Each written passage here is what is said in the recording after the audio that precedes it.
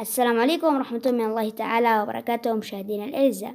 في هذا الفيديو الجديد سوف نشارك معكم موعد وتوقيت والقنوات الناقلة لمباريات المنتخب اليمني للناشئين في بطولة اتحاد غربي آسيا للناشئين في النسخة 11 المقامة في الأردن 2024. ولكن قبل ما ندخل تفاصيل الفيديو لا تنسى دعمنا بالضغط على زر الإعجاب بالفيديو والاشتراك بالقناة مع تفعيل الجرس. سوف تلعب المباراة الأولى للمنتخب اليمني مع منتخب عمان، وذلك يوم الاثنين تاريخ 2 من شهر 9 2024، وذلك في تمام الساعة 5 مساء بتوقيت اليمن، وذلك على أرضية ملعب الأمير محمد.